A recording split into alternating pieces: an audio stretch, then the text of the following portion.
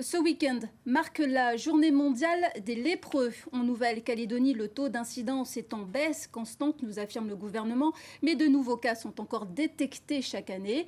L'association de l'Ordre de Malte se mobilise donc ce week-end pour une quête solidaire. Des bénévoles se tiennent à l'entrée des centres commerciaux et des marchés sur Nouméa et le Grand Nouméa. Plus de détails avec le président de l'association de l'Ordre de Malte, Yann Carpentier. Bonsoir. Bonsoir. L'Ordre de Malte est donc un des acteurs incontournables de la lutte contre la lèpre. Cette quête solidaire se poursuit demain.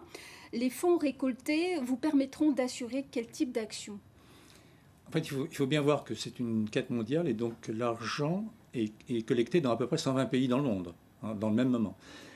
Pour ce qui concerne la France, l'Ordre de Malte France, l'Ordre de Malte France gère une vingtaine de léproseries dans le monde, au Brésil, en Afrique et en Asie. Et nous envoie de l'aide, pour nous permettre de jouer notre rôle d'informateur, de sensibilisation de la lèpre en Nouvelle-Calédonie.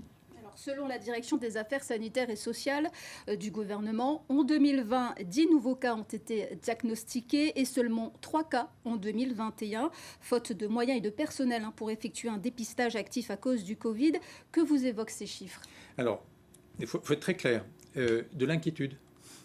De l'inquiétude pour les 10 ou 20 ans qui vont venir, très rapidement. La Covid et la lèpre, c'est le même mode de communication. C'est par les voies aériennes, c'est le postillon.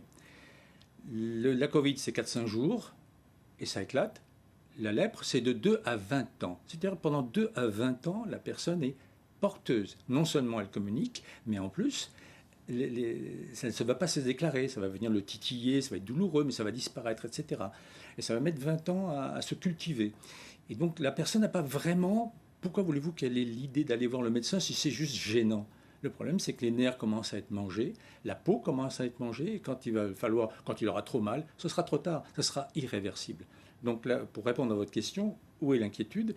C'est que pendant ces deux années qui viennent de se passer, avec des confinements, les communautés se sont resserrées sur elles-mêmes, ont créé un milieu très clos, dans lequel cette maladie, qui n'était pas si contagieuse que ça, l'est devenue.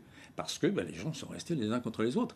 Donc s'il y avait 1 ou 2 porteurs légers, il a communiqué à beaucoup de gens. Et ces personnes-là vont avoir la maladie qui va se révéler dans 5-10 ans. Et dans 10 ans, on aura peut-être 100, 150 personnes et on dira « Mais qu'est-ce que vous avez fait avant ?» C'est ce qu'on fait ce soir. C'est ça, c'est de l'information. Allez essayer de toucher tous les gens pour leur dire « Ne vous inquiétez pas, c'est une maladie qui se soigne très très bien. En 1 an, c'est fini, vous n'êtes plus malade. » Le mal qui a été fait, mais en 2 mois, vous n'êtes plus contagieux.